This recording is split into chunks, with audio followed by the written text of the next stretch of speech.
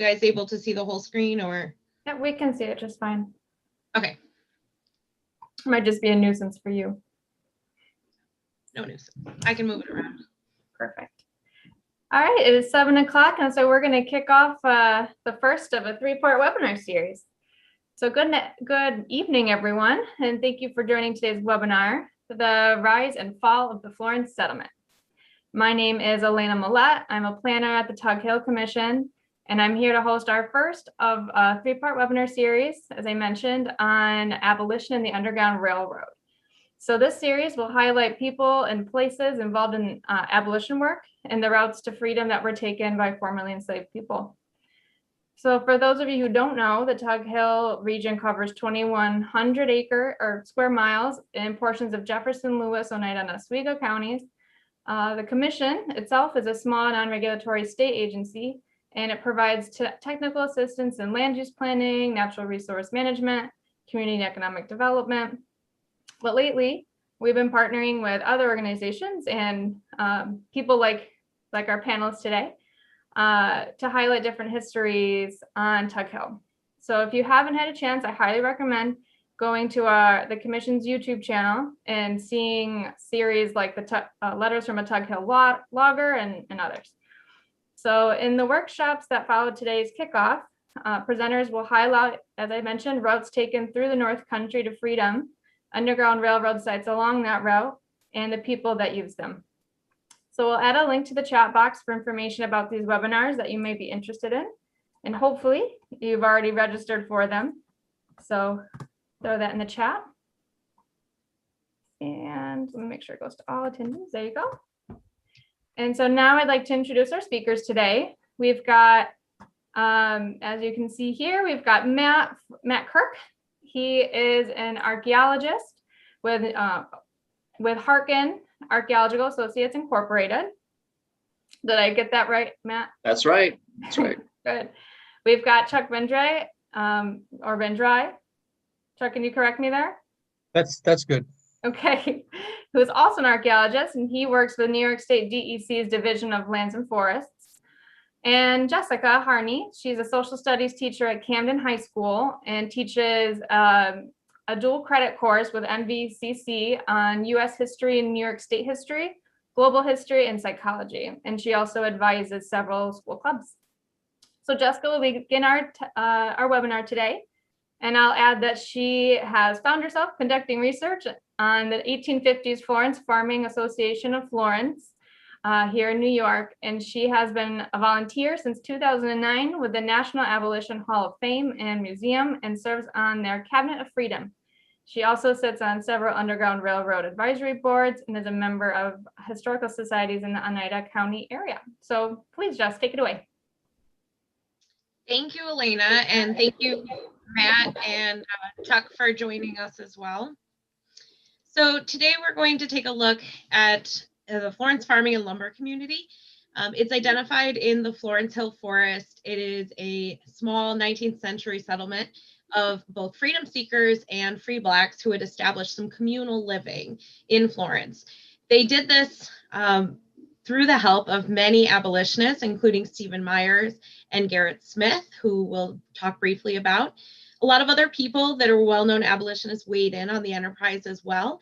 And we're also going to take a look at how this organization rose to prominence and how it started to decline in that region, some of which has a lot to do with the region that they're settled in.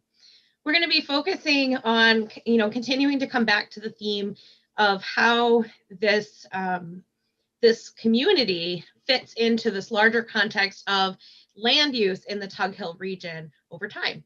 So many of you, depending on what your background is and where you're coming to us from, if you are familiar with the Tug Hill, we know that there have certainly been some changes and adaptations that have occurred with the Tug Hill over time. So there's just some background information, some general contextualization about why this particular region might have been a reason that we would see some Underground Railroad activity and abolitionist support. The Tug Hill region it's still close enough to a region known as the Burned Over District.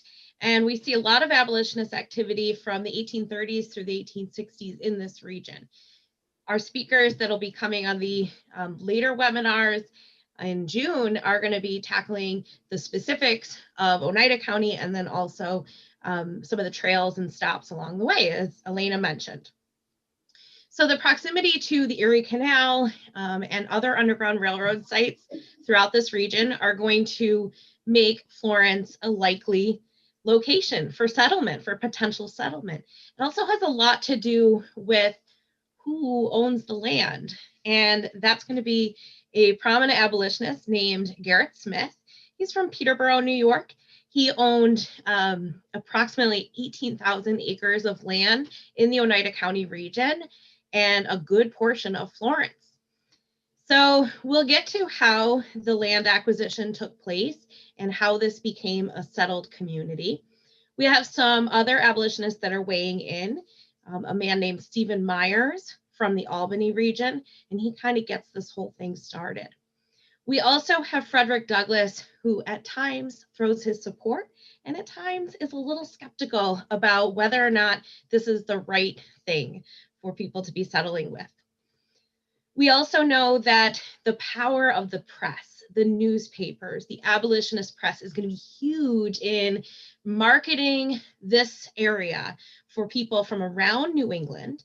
They're going to focus on, traveling around and using those existing Underground Railroad network opportunities that they have to let people know this is a place that you can go and settle and get some land. And that might mean you have the ability to vote in New York State. So we have these two prominent folks, Gerrit Smith and Stephen Myers. Stephen Myers was an abolitionist in Albany area. Matt has done some excavation of his properties, the existing, what's left of the properties, and there's a fantastic organization out there that's done work to develop this as a museum site and have done some fantastic work with preservation. So Matt's been a big part of that. So stop on out and see them at some point. And Stephen Myers is going to be the linchpin of getting other people to come to this region. So he's going to get some land from Gerrit Smith, and we, some of us researchers, were able to locate Gerrit Smith's deed, and this was located at the Oneida County Records Building. And we can see a lot of details about, in the deed, where the land is, and we then use this information to try to locate it on some historic maps. And so that has led us down this path of being able to identify where is the actual site. So for land that was sold in 1846, maps change over time, roads change, but we've been able to locate some pretty close proximity, and thanks to some other historic maps, which I'll get into in a moment. Elena has put together some nice Tug Hill maps here to show us what region are we talking about, where are the neighboring counties and towns. So the Florence farming community is located on the red X, or approximately on the red X. It's the northwest corner of Oneida County. And this map on the right is a map of the Tug Hill region. So you can see that that includes a good portion of Oneida County, the northern part of Oneida County, townships like Camden and Ansville, and really pretty close to Rome and Utica, which are going to be also prominent abolition sites. This is the map. This is a map that is located on the Library of Congress. It's a really fun map to look at if you're into maps. But the 1850s Gillette's map is going to be one of the most helpful tools for us, because this particular map has the names of people that are living or owners of the property. So we have names. Names are good. We focus our attention on this region of the map because, this region of the map is, it's laid out in lot numbers. We see in the deeds that lot numbers are listed. We're able to identify the approximate region. We then look up the names of the people. We have census data. We cross-reference those names. We're able to find that some of them have been identified as African Americans. Some of them have been identified as their birthplace or origin, as being listing places in the Caribbean, listing places like Virginia or Maryland, and also listing Canada, which sometimes is a clue that they might have also been freedom seekers. The names that are highlighted in yellow have been identified and cross-referenced with the 1850 census that these places or these folks are African American. So we're going to hone in on this one section. Now, fortunately for our research purposes, this region here happens to be where you see all the arrows, happens to be New York State land. And it's open for public use. And so we can walk the land and we can see if, if any of the roads and how has the land changed, if the roads changed, and go from there. So this has just been lots of really fortunate research opportunities that have unfolded one after the other. We have utilized these census data from both 1850, the New York State Census of 1855, and the US Census of 1860. Once we identify who the Black residents are, we can then start to figure out more about their past. But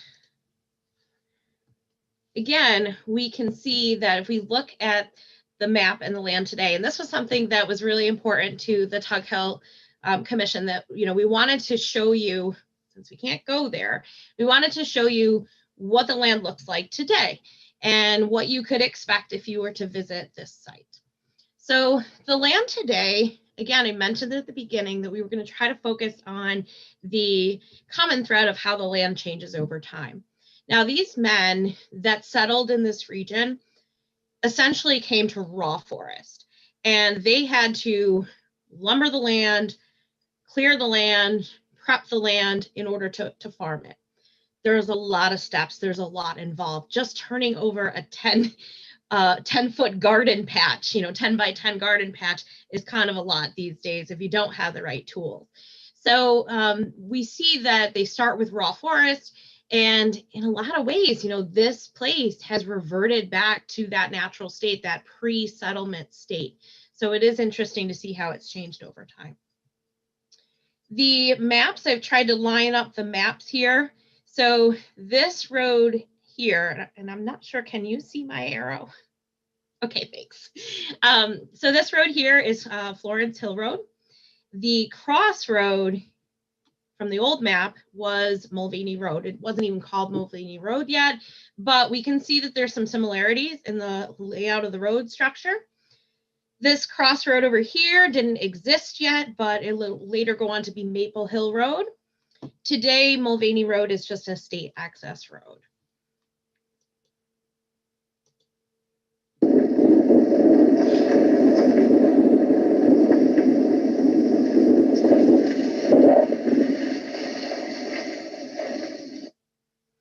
Okay, so this is us approaching from the south on Florence Hill Road, and I'm going to play it again here just to show you, to get to the point. So this little dirt road here is essentially what's left of Mulvaney Road, and you saw that we passed our little roadside marker sign here, and of course there's Maple Hill Road as the crossroad.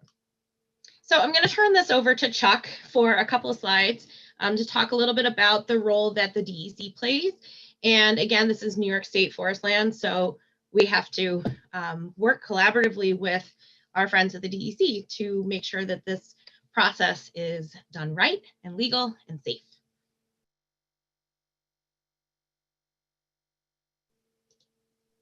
You're on mute. I do it all the time. As just mentioned, this part of the Florence community is now state land, part of the state forest system. There's about 750,000 acres of state forests scattered across the state. This is a program that actually originates in the Great Depression, and resulting from a lot of farms that had become marginal in the early 20th century, kind of going out of business in the Great Depression, and people wondering what to do with this land. And a decision was made actually in the Roosevelt administration that probably the best use for this land was to grow trees. And that's exactly what it's been doing for the last 80 years, as it had been since deglaciation. Anyways, as state land, it's one of the benefits to a site like this is that it gets a certain amount of legal protection because the resources that are on that land belong to the people of the state, and DEC is charged with protecting all of those resources. It is a state forest. It's used for forest products production, but we recognize, and our foresters recognize, they're taught to recognize that there are other values that need to be preserved in that land in terms of the kinds of things the public likes to do there, likes to see there, including other natural resources, the history. So we'll try to do a little bit of everything. There is also a downside to that, though, in that the fact that it's open to the public is sometimes a problem because it means that the sites can be vulnerable to looting, metal detectors, and folks who like to collect things. And they obviously should not be doing that because it essentially destroys the archaeological resources by removing the materials that are there and taking them out of the context that they're in. So in terms of the Camden High School class working here, this has worked out really rather well. I think it's actually been beneficial to our land management staff to see what can be done with these resources, what can be learned from them, and that all those foundations on state land aren't just old farm. A lot of times there's pretty good stories associated with them.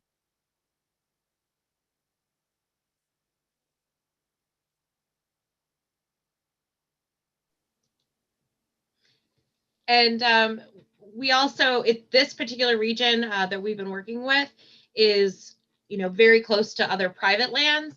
And so one of the things that we've done is to teach the students how to respect not just the state property, but also neighboring properties. And we have a short video clip of us walking down the property.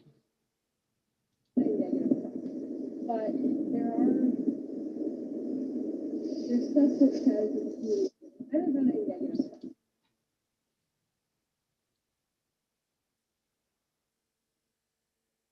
Okay, so this is looking down Mulvaney Road, and we're about halfway through the site at this point. Kind of towards the end. Actually, that's towards the end where we start to see some posted property signs. And I'm going to hand this back over to Chuck for a second. Well, yeah. In terms of the public use of the site, of course, so all these things that are on the screen here are things things you can do and things you can't do on state land, and that's what our forest rangers are for, is to make sure that people follow the rules. Now, most people are good about things. They're not going to damage anything. They understand that they're leaving it for someone else to enjoy as they have, and it's supposed to be there for the long term. Along those lines, something like this research project, one of the things we do with something like this is work with the New York State Museum to issue permits that allow the research to be done, but also make sure that the results of that research get put into the public record. The information goes to the State Museum, the information goes into our files, so that it's available to the public, to future researchers, and it isn't lost.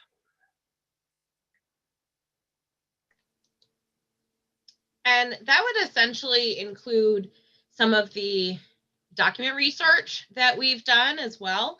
And I wanted to highlight just a sampling of some of the document research that's gone into this. This has been a collaborative effort. One of the things that's really fantastic about anything in public history that I've encountered, and also surprised me a little bit, is that there's lots of sharing that takes place. Because when you're dealing with public history, everybody's got the same mission. Everybody's goal is preservation of these historic narratives and being able to get that information out there for the public. So through the help of pretty much anybody that's worked on this project, and it's included, substantial document research through lots of tools that, maybe Matt has better access to certain document research tools that I might have in a public school setting. So this has been really incredibly helpful for my students and all of us collectively. But we have, because we identified that cluster of homesteads back on that 1858 map, we identify that cluster is of African-American descent, and these folks are all living in a region, living in a community. We can draw some conclusions that this could indeed be the farming settlement. Are there neighboring properties that are now privately owned that may have also included African-American settlement? Absolutely. But for what we have more than enough to research that's on this state property. We utilize the census data, property tax records, and of course, deed searches. There's no shortage of documents, which really surprised me that these stories weren't out there as much as you would expect, given how much evidence there is. So we find lots of corroborating evidence. Just a sampling of some of the settlers. We have a family, Daniel Benton and his family, Joseph Youngs and his wife, a man named George Washington and his wife and family, Nathaniel Lawrence, and Walter Hawkins. Walter Hawkins, I'm going to talk more about him in a few minutes, but Walter Hawkins is a pretty significant figure in that he had a biography written about him, and he has a whole chapter on Florence and his experiences there, which again assists us with corroborating these stories. We see that Garrett Smith sold land to Daniel Benton. Daniel Benton then sold land to Joseph Youngs, and on that 1858 map, Joseph Youngs is identified as a property owner there. Yes, can I just jump in for a second and just talk a little bit about the size of these lots that are being granted over to the Black farmers who are coming to Florence?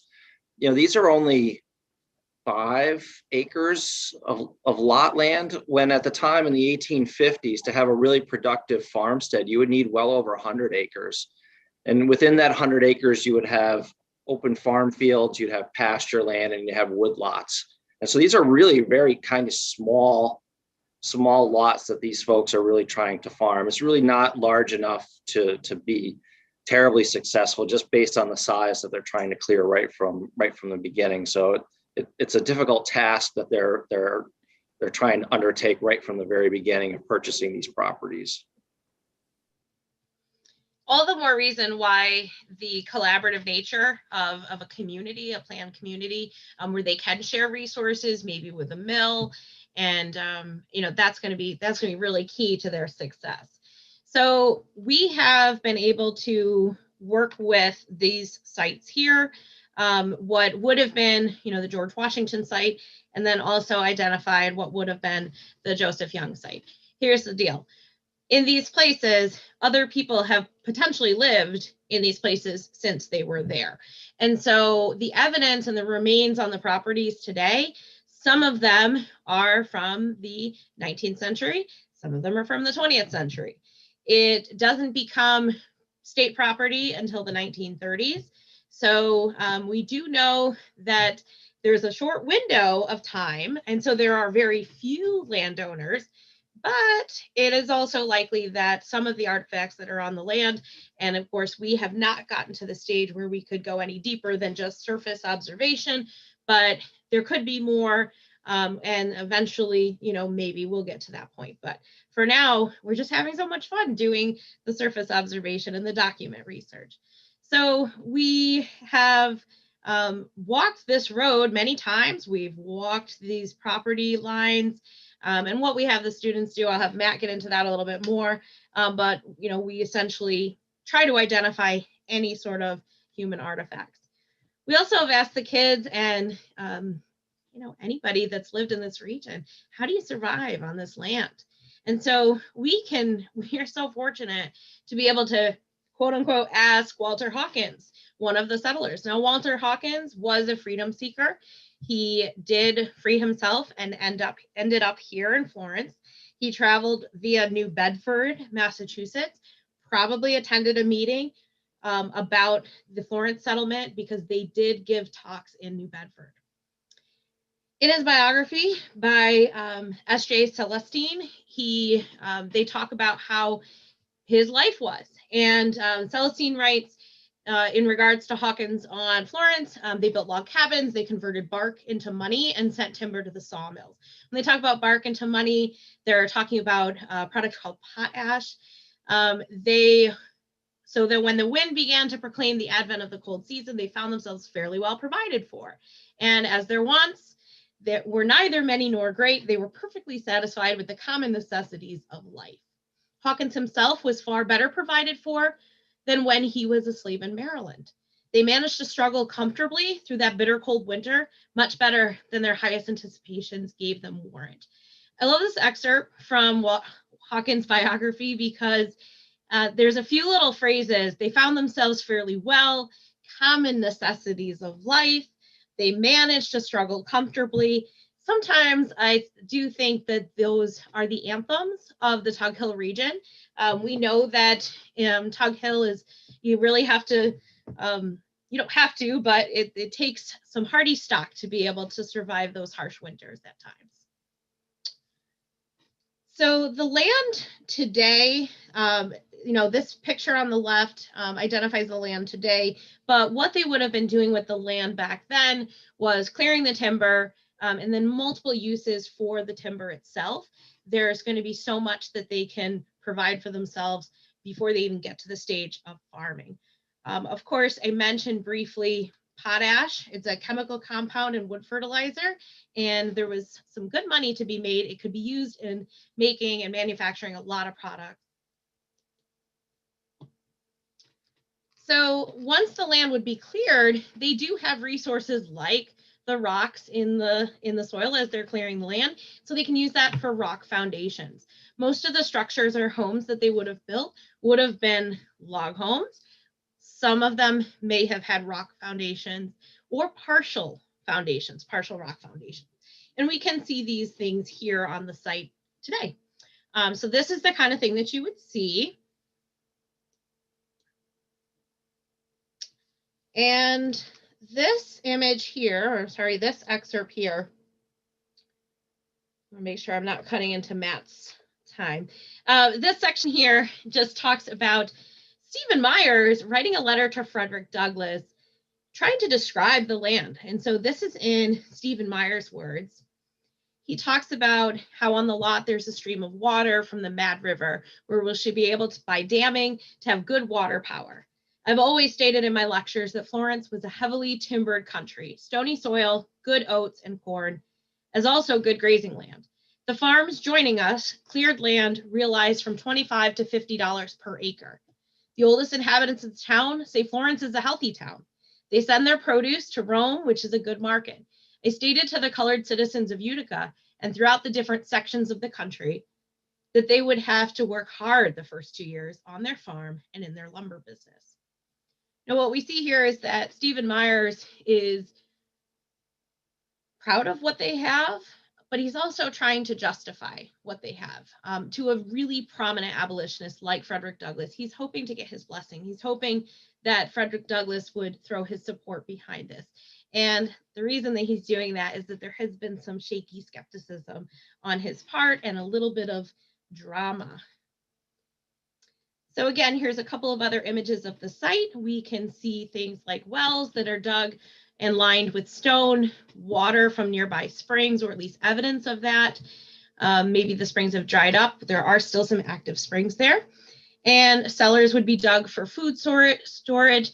And we've even found evidence of maybe a fruit orchard from the past, because there are some apple trees sprinkled in that mix.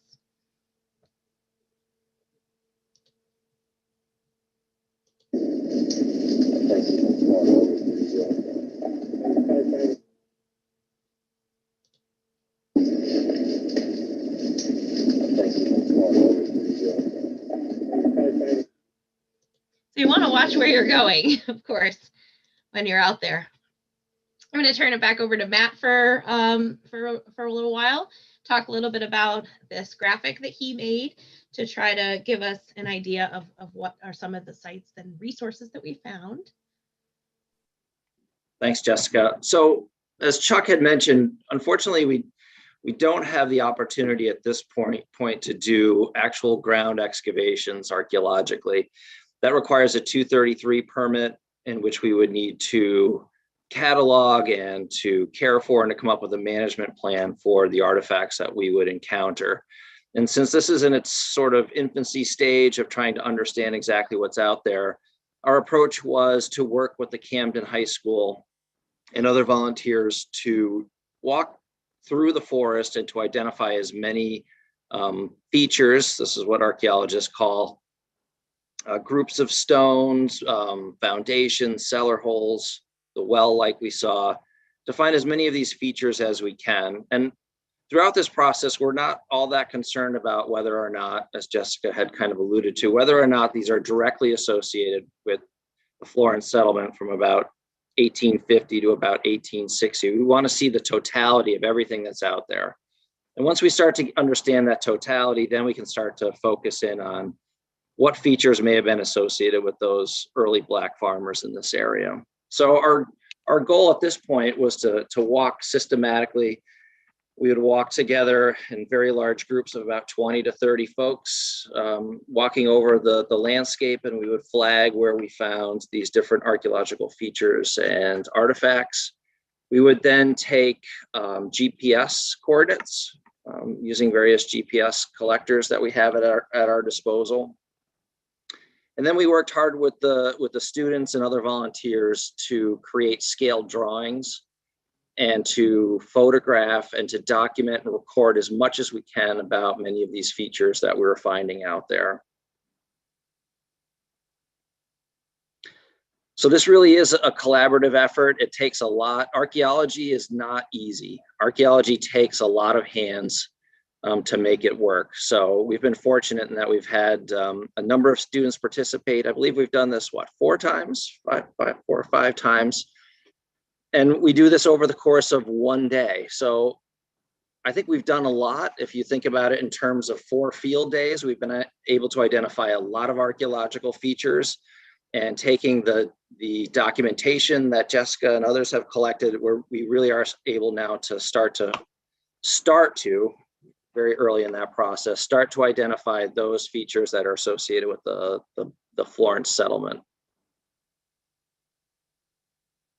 So as you can imagine, there are a lot of artifacts that you can still see on the surface, and it does take some measure of control by the students not to pick everything that they see up.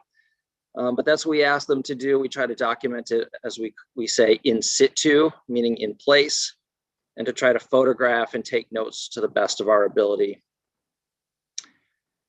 Here's some of the stone foundations that we have found, and there's a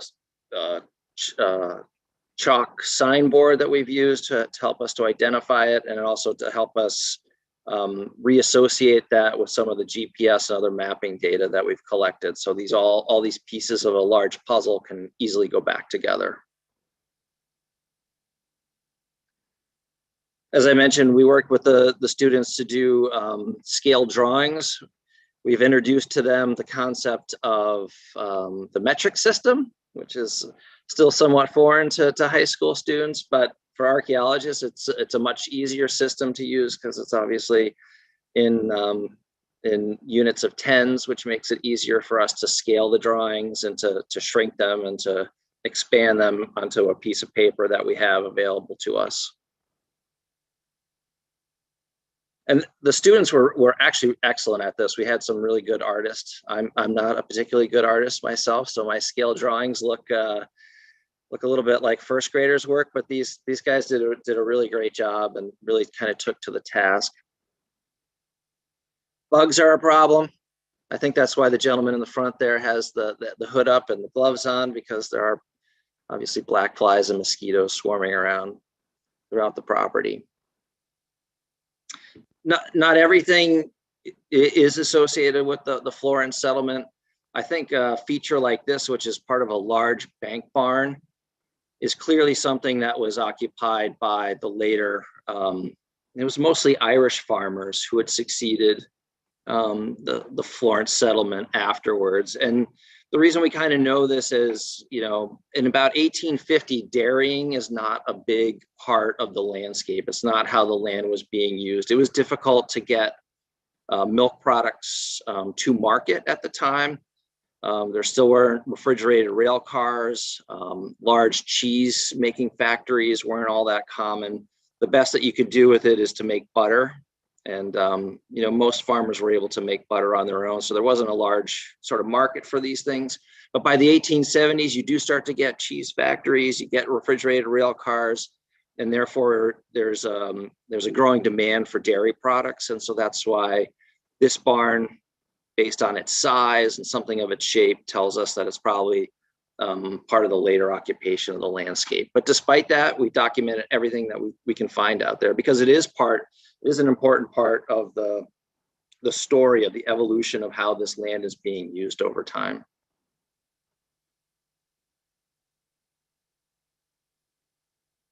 I believe this is one of the foundations that we found that may be associated with George Washington and his farmstead. It's difficult to know the mapping. There are some inaccuracies with some of those historical maps that we looked at earlier. But something based on the construction, the way it's constructed, its depth, its size, suggests to me that it's from the mid-19th century, which would be at the time of the Florence settlement. And then on the right, you have a well with this concrete collar around the top of it, squared collar. That's obviously something that's a little bit later, and I believe that was associated with that dairy barn. So those are later archaeological features. The well that we saw the video of is close to the George Washington house site, and that does seem to suggest to me that was something from the earlier part of the 19th century. So that very well could have been associated with the black farmers of Florence at the time. Here's some of the artifacts that we've encountered. You can see some large nails, building material. Obviously, there's a lot associated with plows and farming implements like that two-tined hay fork that you see at the top. Again, some of this stuff very well could have been associated with the black farmers at Florence, and some of the other artifacts are clearly from a later time period. I believe the beer bottles are from a later time period, and maybe that was earlier high school students from Camden, because the current ones would never do anything like that in the state forest land. But again, this is, it does provide archaeological evidence for the way that the landscape was changed. And I try to impress upon the students that, yes, even though it is a beer bottle, it is part of the archaeological record. It's something that we need to understand, and we need to take note of and to try to interpret as well. Thank you, Matt. We've had a lot of discussions about what happened to the settlement. Why did they leave? And why do the demographics of Florence change so dramatically, and why are they there for just a short period of time? There's a number of reasons, and as history students and amateur researchers, we work with the students and to understand the historical context of the period. That's really important. So essentially what we see is some reasons that some farmers may not succeed or continue is lack of money. We talked about the land being really challenging. Most people that are familiar with the Tug Hill understand that it does take a lot of work, and it's a short growing season. The soil is rocky, and the sunny days are few. So with that being said, there are certain farming challenges that exist. They certainly could have encountered anti-Black sentiment in the region. We don't have any evidence to suggest that. In fact, to the contrary, we do have some that are discussing, as they're promoting settlement here, they're talking about how kind the people in Florence are. Although we can suggest that maybe they're trying to entice people to come, and maybe that might not be a truth. We don't know.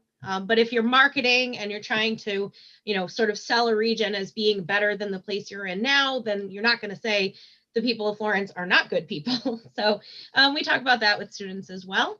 And again, poor soil, it is remote. So they do argue that, hey, it's close to Rome.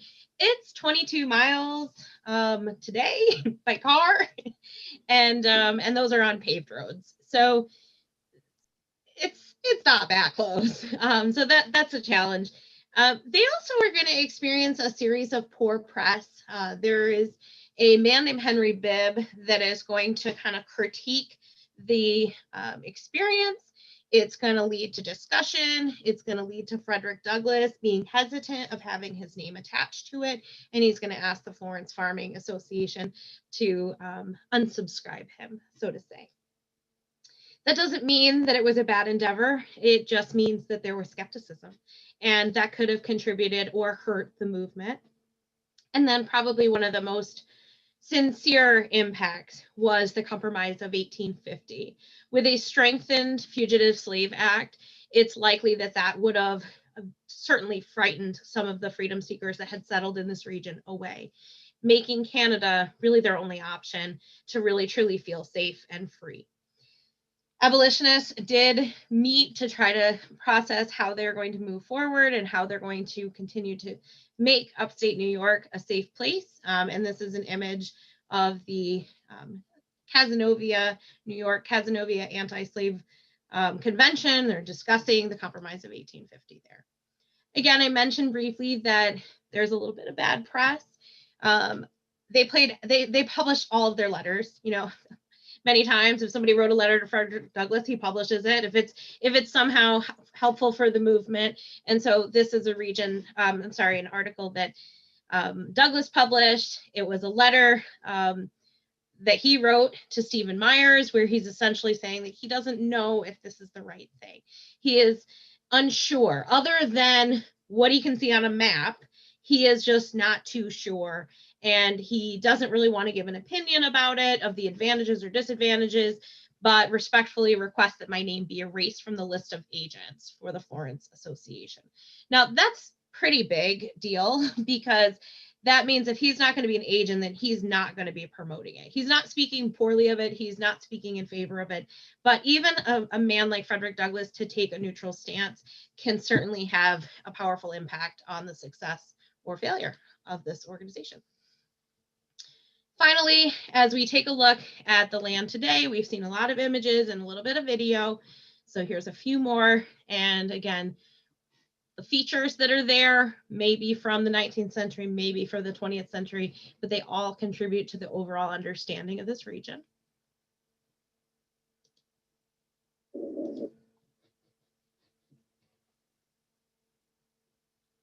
couple more images.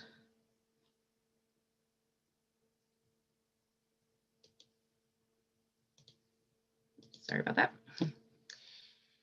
And Chuck discussed earlier about the what happens when the farms fail. It is going to become state forest land. In a lot of cases, the state is going to take over because of actual, failed mortgage payments, and people lose the farms. In some cases, the state is purchasing the land and converting it to state forest, as he mentioned earlier. One thing that is a little bit of a saving grace for us is that the very portion that we've been researching was really kind of protected for just a little bit longer, because there was a man that was able to continue living there. And the reforestation was the next big phase of how this land was impacted. So the reforestation, any of the land that they had cleared, we can still see evidence of those white pine and red pine seedlings in those nice, neat rows in order to assist with the state's final part of that process.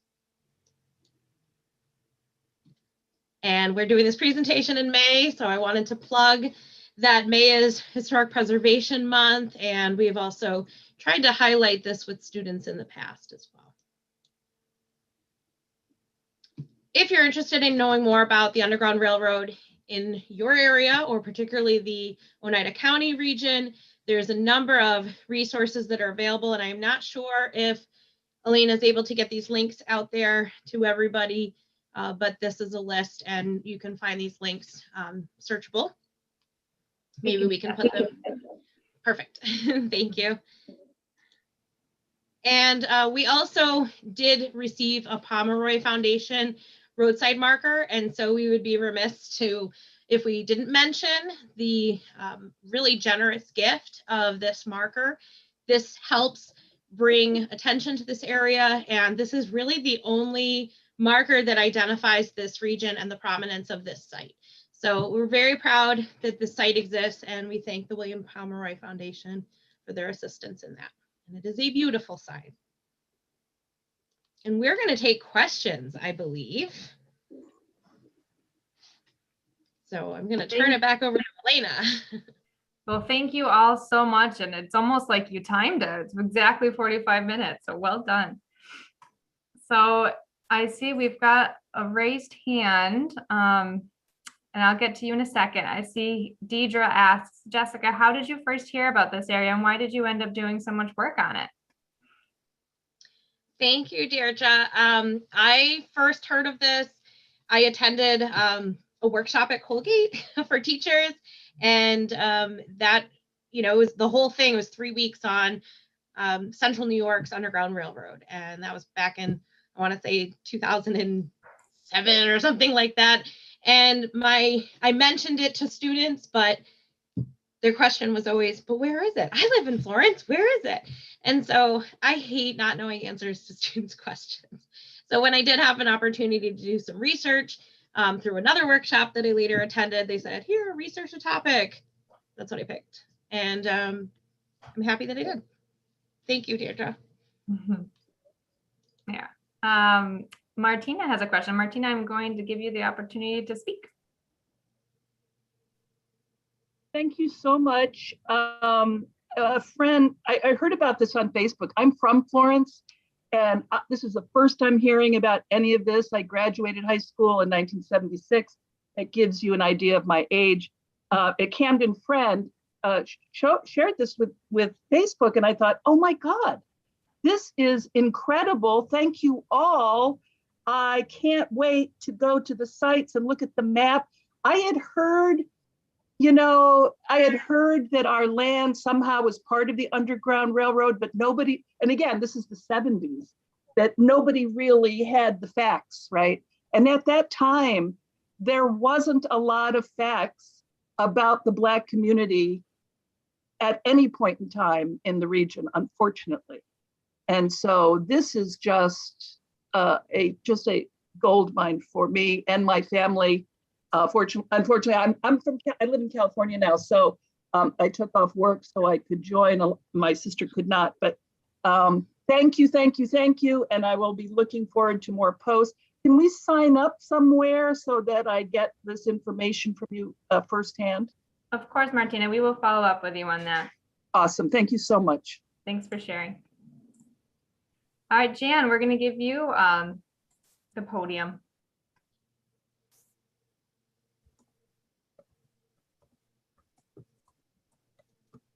Jan, you just have to unmute. Jan has actually been to the site on one of the excursions with us. Can you hear me now? Yeah. Yeah. Oh, okay. Yeah. So I didn't really know that you could actually see me, but I always got a bunch of questions. But my first question though is sometimes you sound like they actually developed a potashery, or that they actually developed a lumber mill, or that they actually developed some of these infrastructural things, or that they actually developed farmland. How far developed do you think they actually got?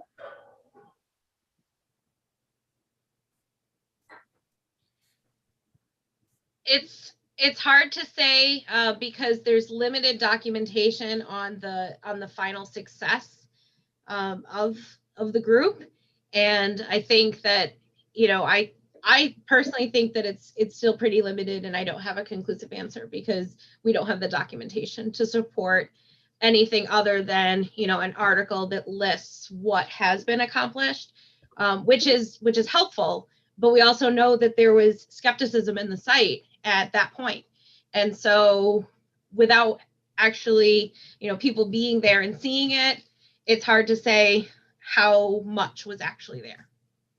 Matt?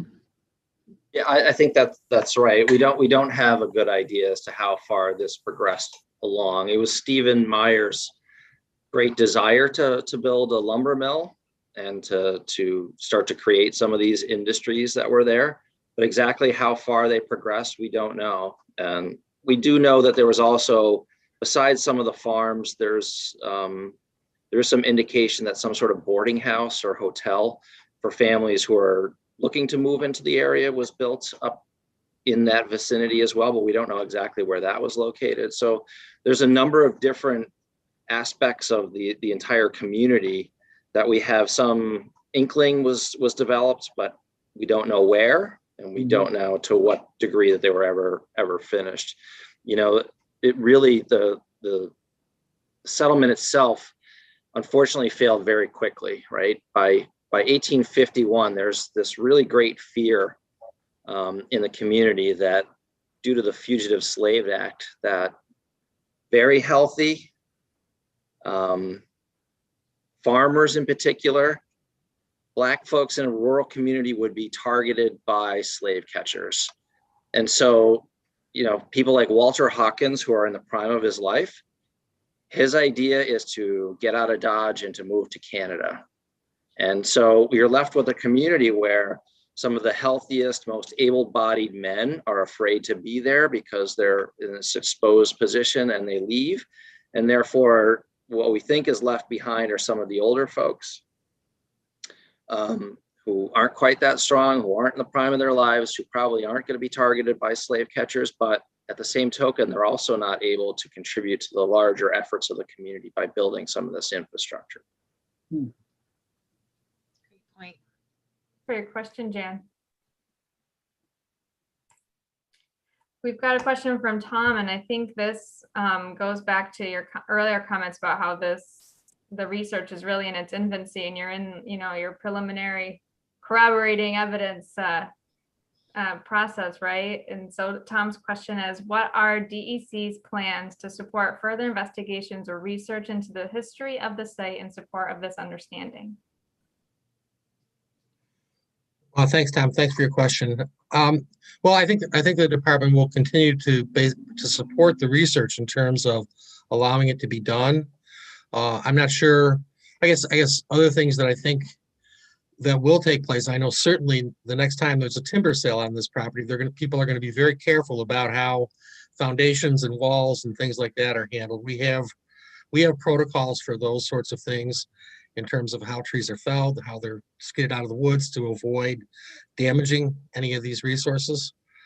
And I think in the long run, one of the things I think that might be worth thinking about is some more interpretive panels on the property that talk a little bit more about the history, employ some of the maps, employ some of the period graphics that exist to, you know, tell a little more complete story about the place. That would be nice, because the amount of information on the roadside marker signs is just enough to wet your whistle and not quite get you, you know, too much more. There's no room for websites and follow-up details, but I love that, and I would absolutely support that and hope that we can see that become a reality. Not speaking from the DEC perspective, my New York State history students and I only have 2 of them, but in the remaining days that we have, our final project is that we are attempting to complete an application for the National Park Service Network to Freedom distinction. And that's something that we're hopeful that we can get in time before the July 15th deadline. Good luck with that, Joss. That's incredible. And Tom says, thank you, Chuck. Jen, we'll have you share again. First of all, that is a big deal, Jessica. I was going to say, you've got all the documentation you need right here on screen. I think that's really exciting. But second of all, do you think you've identified more than Walter Hawkins as a freedom seeker amongst the people that you've identified on the right? Matt had uncovered that Joseph Youngs identified himself as being from the West Indies. And so, and that's on some of the census data. So we can draw those conclusions as well based on the census data. Good.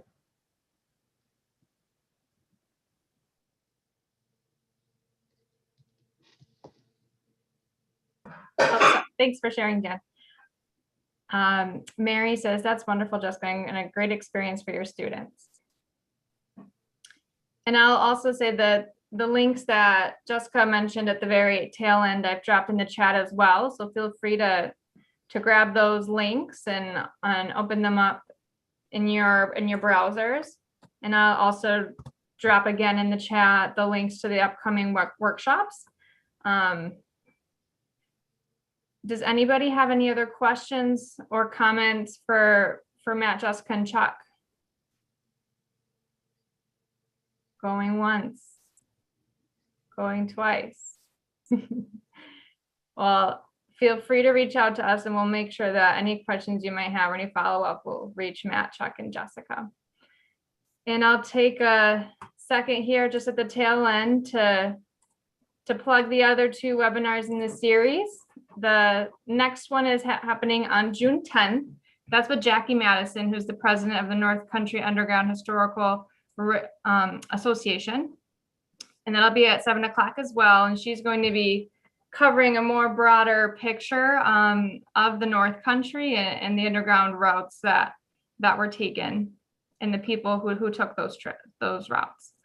And then on June 24th, actually, the Oneida County Freedom Trail Commission that Jessica alluded to and that the link is in the chat box, they'll be giving a presentation on June 24th, same time, 7 o'clock. Judith Wellman and members of her team will be going over different Underground Railroad sites.